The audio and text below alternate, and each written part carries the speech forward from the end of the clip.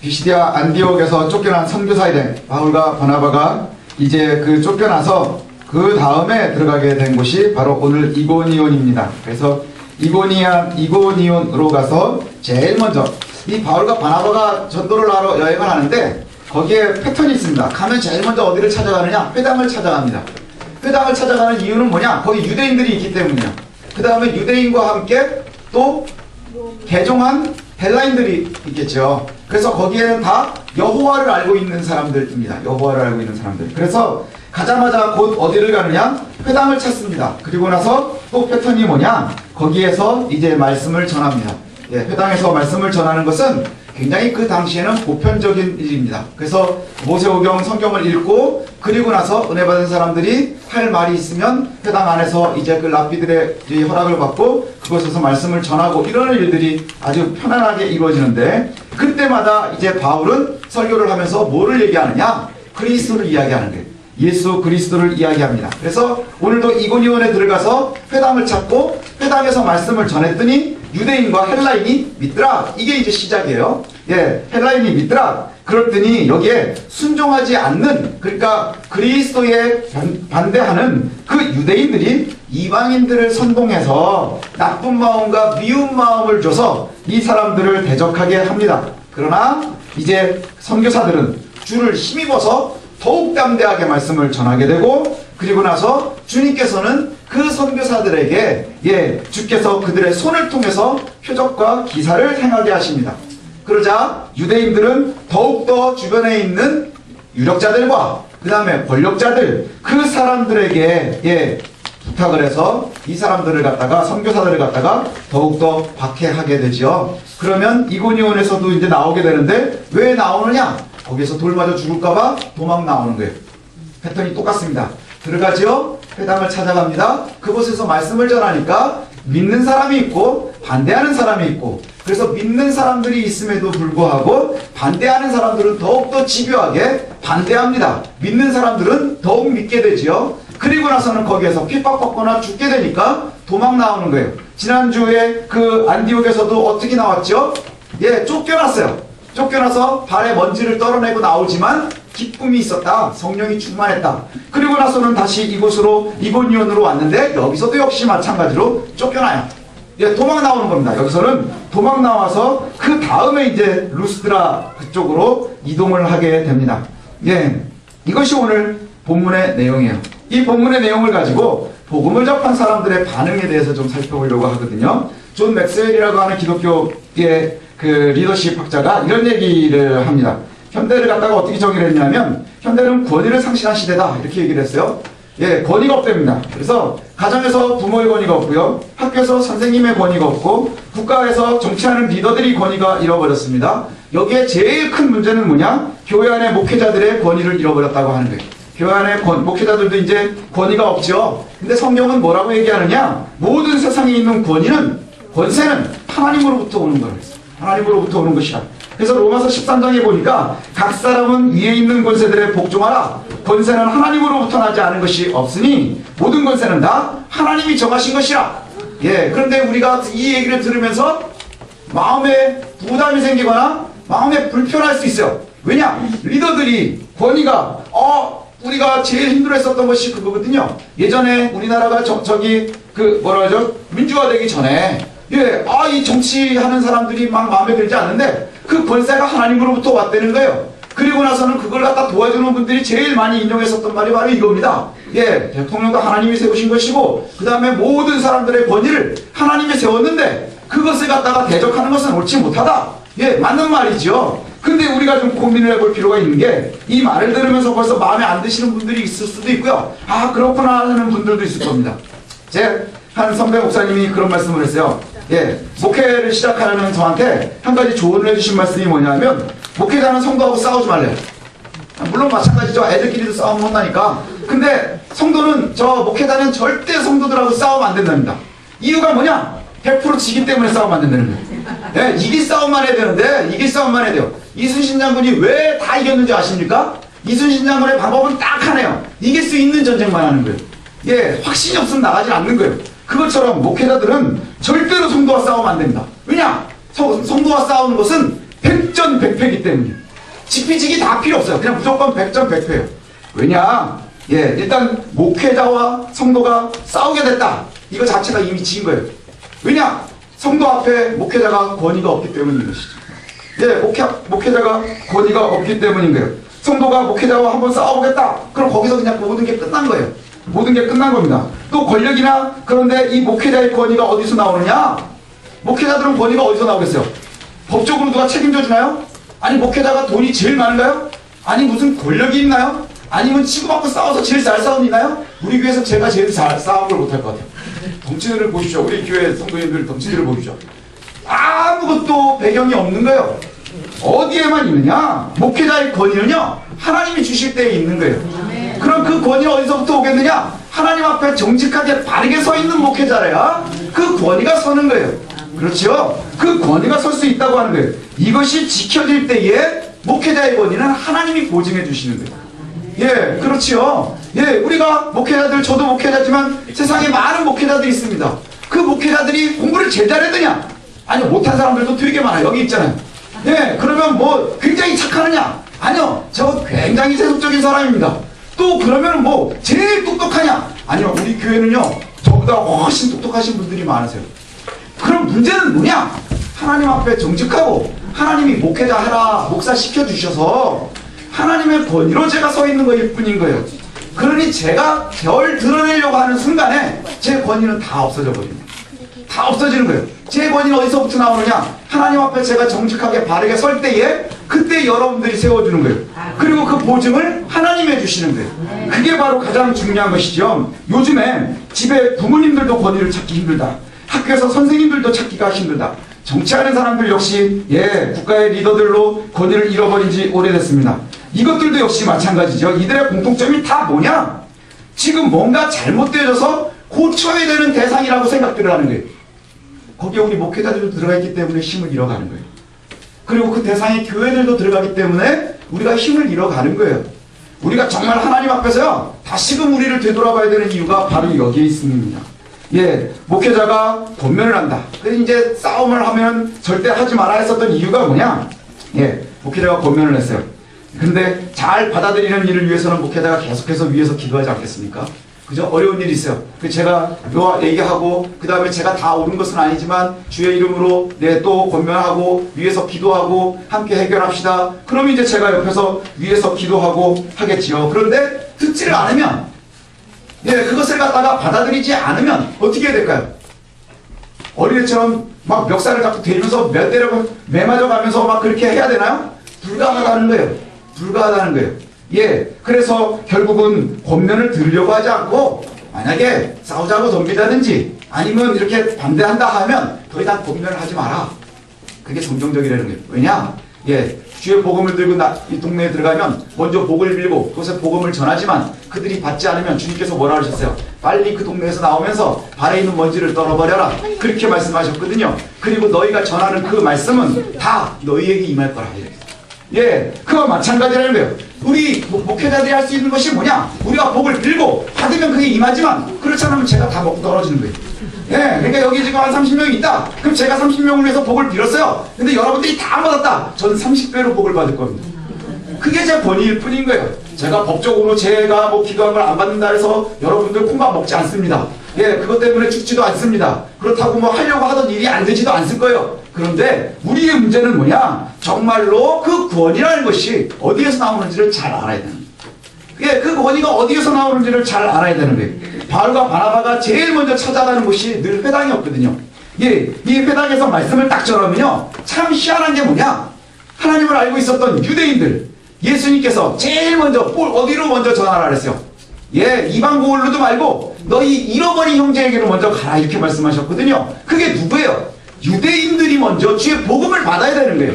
그래서 회당으로 들어가서 그곳에서 전하는데 문제는 뭐냐? 유대인들을 갖다 찾으려고 갔는데 주위에서 주워 듣던 애들은 다 믿는데 본인들은 믿지 않는 거예요. 예, 주워 듣던 애들은 다 믿고 그래서 보통은 이방인들은 믿음을 갖게 되고요. 유대인들은 듣기를 거부합니다. 그러면서 그 유대인들이 이방의 권력자들이나 그 다음에 주변에 있는 유력자들을 미혹해서 사도들을 갖다가 핍박하도록 하는 거예요. 지난번 안디옥에서도 그랬고 오늘 이고니온에서도 그렇습니다. 계속해서 그러면 사도들은 도망다녀요. 참 희한한 권위입니다. 그죠? 참 희한한 권세요. 그래서 때리면 맞고 가두면 갇히고 밀면 밀리고 잡아 당기면 당겨지고 그게 사도들이 할 수 있는 거예요. 세상을 정복하겠다고 큰 마음을 품고 출발한 사람들이 하는 일이 뭐냐? 때리는 대로 맞고 가두는 대로 갇히고. 근데 더 재밌는 건 뭔지 아십니까? 하나님이 세워주시는 권위가 있기 때문에 그들이 그렇게 도망다니고 매맞고 쫓겨나지만 가는 곳마다 주의 복음이 자리를 잡는 거예요. 궁극적으로 그곳에 승리자가 누구냐? 그 매맞던 사람들이 승리하더라 하는 거예요. 가두면 갇히던 자들이 승리하더라 하는 거예요. 이게 바로 주님 주시는 권위의 상징이에요. 이게 바로 주께서 우리와 함께 해주시는 것이지요. 미워하는 사람들이 있습니다. 그럼 쫓겨나요. 쫓겨나면 또 어디로 갑니까? 다른 도시로 가는 거예요. 다른 도시로 갑니다. 오늘도 우리가 읽을 자리가 뭐예요? 쫓겨나서 왔다가 그 다음에 거기서 전하고 또 쫓겨나서 가는 거예요. 이것이 그들이 가는 길입니다. 이러한 일들이요 바울 전도여행 이전에도 있었어요. 사실은 주의 복음이 전파되어지는 패턴이 바로 있습니다. 뭐냐?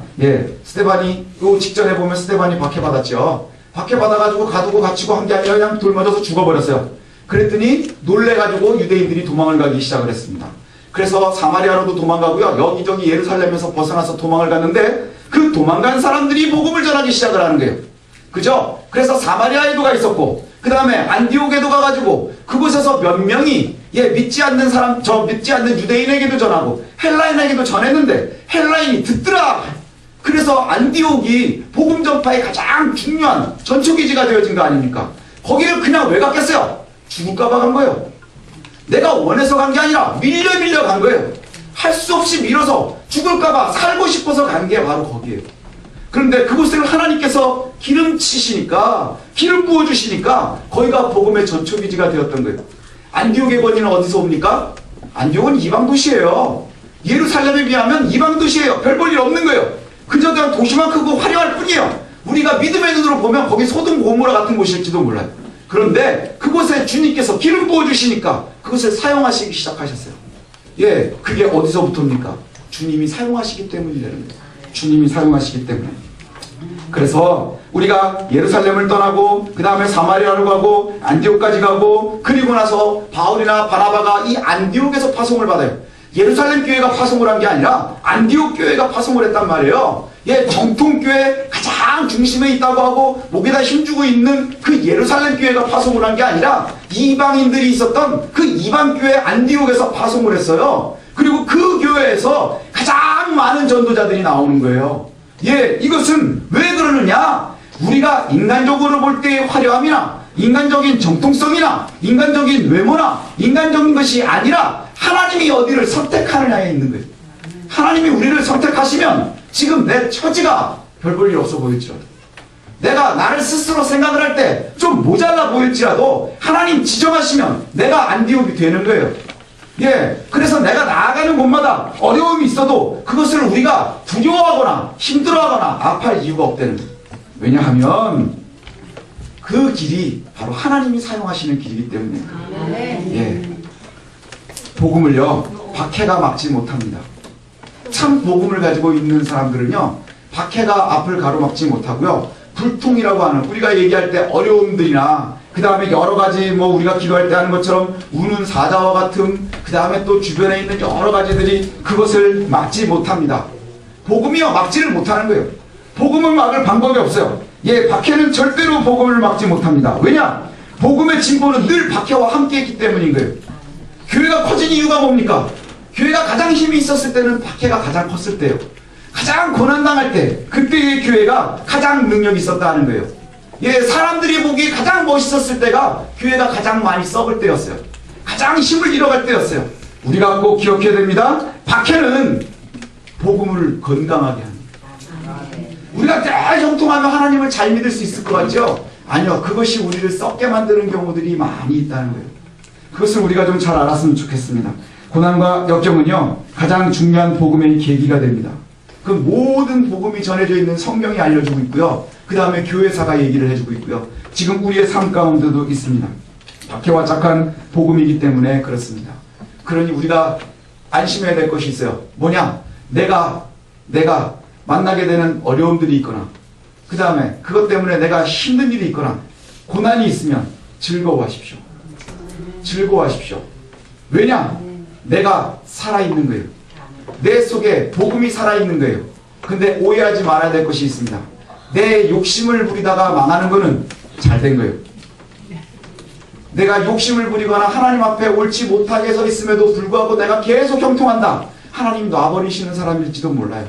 그러나 내가 실수하거나 잘못될 때마다 하나님께서 알 수 있도록 사인을 주시고 하면 그게 우리가 살아있다는 증거인 거예요.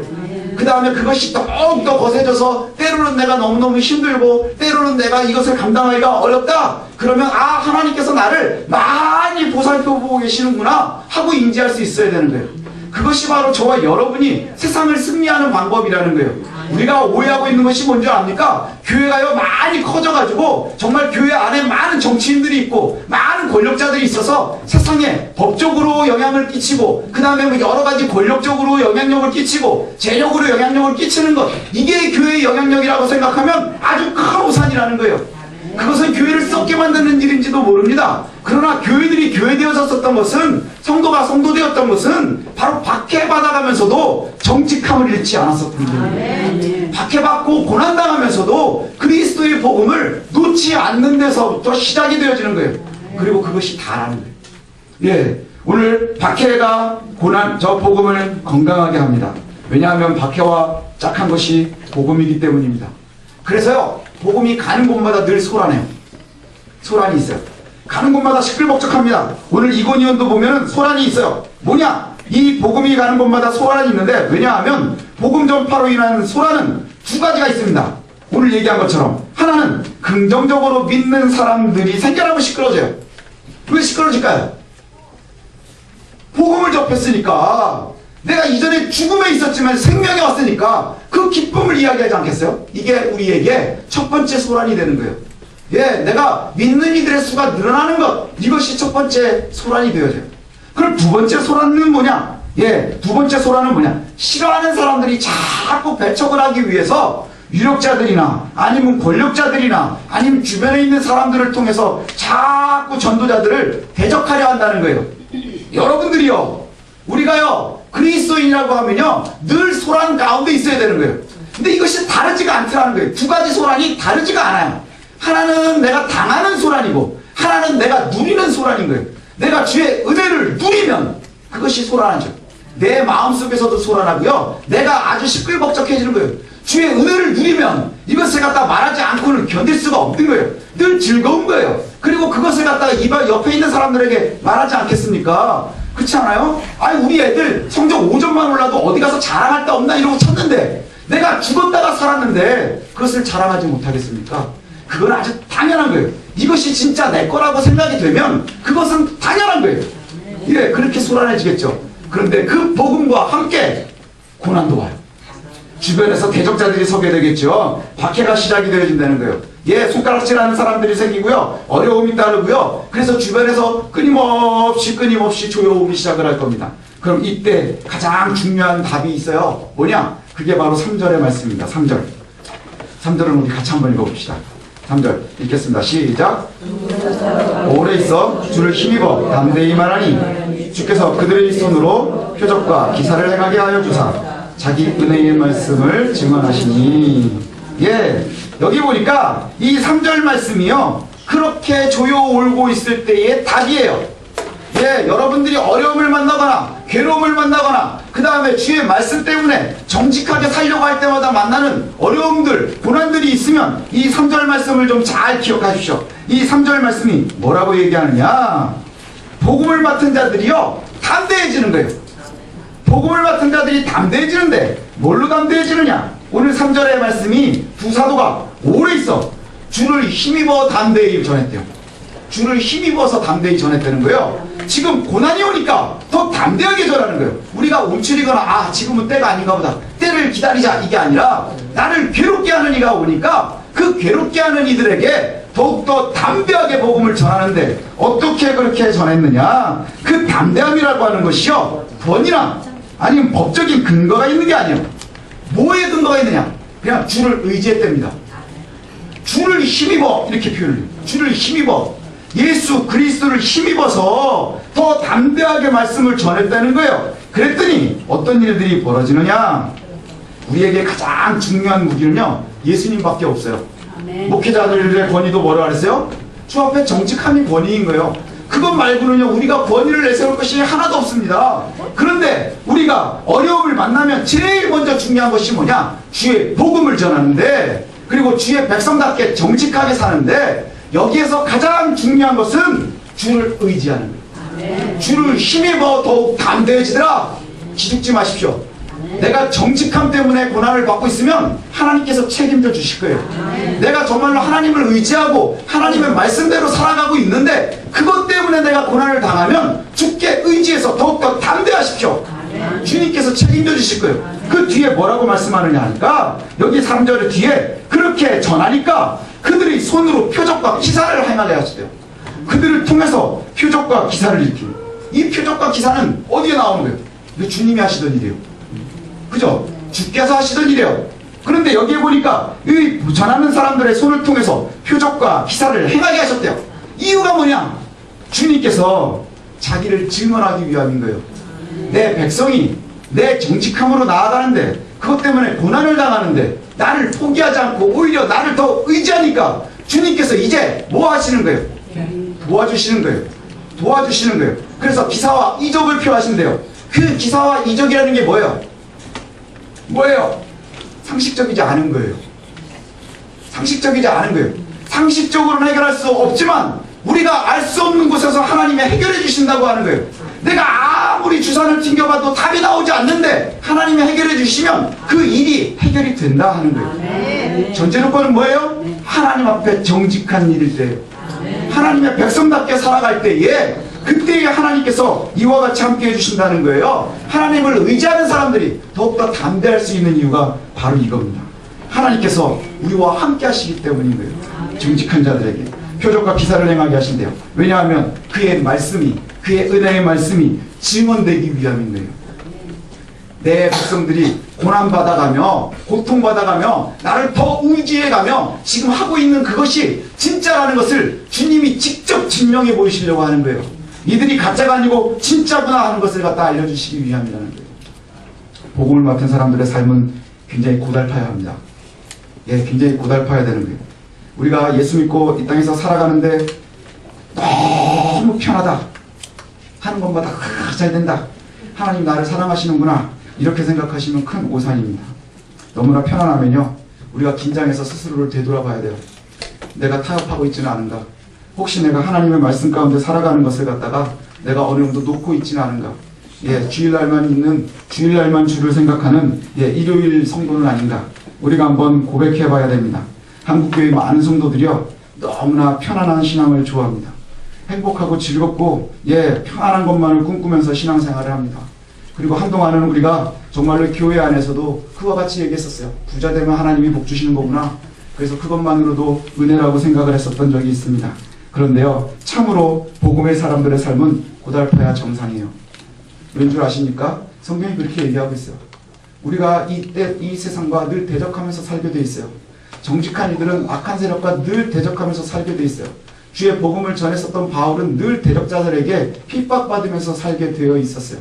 그런데 그럼에도 불구하고 담대할 수 있는 것은 주께서 그들과 함께 하셨기 때문인 거예요.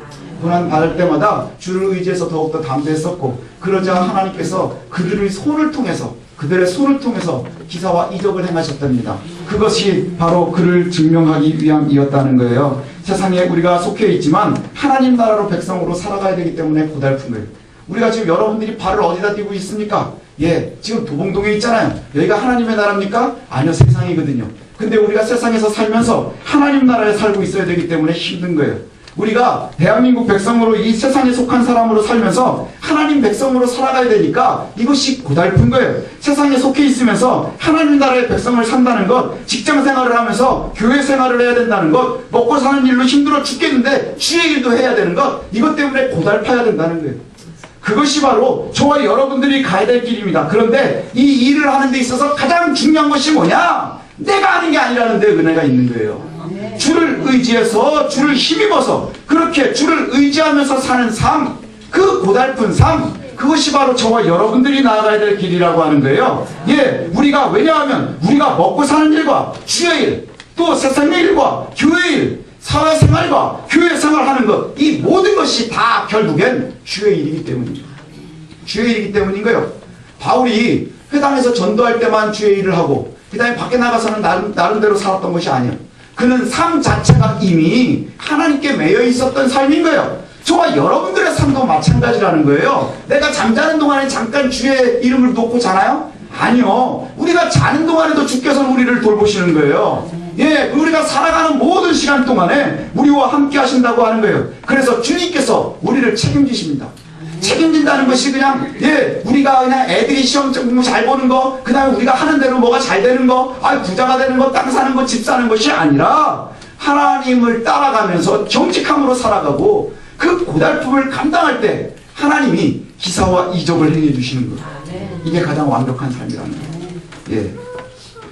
바울과 바나바가 주를 의지해서 주의 말씀을 전하자 주께서 그 말씀을 증명하기 위해서 표적과 기사를 사도들의 손을 통해서 주셨답니다. 권위는 바로 여기서 나오는 거예요. 예, 권위가 바로 여기서 나옵니다. 목회자의 권위도 여기서 나오고요. 부모의 권위도 여기서 나오고요. 선생님들의 권위도 여기서 나오고요. 그 다음에 권력자들이나 지도자들의 권위도 바로 여기서 나오는 거예요. 왜 사람들이 손가락질을 받습니까? 예, 지도자가 지도자다워지기를 포기했기 때문이고요. 왜 선생님들을 학생들이 더 이상 신뢰하지 않습니까? 선생님들이 선생님 되기를 더 이상 자랑하지 못하기 때문인 거예요.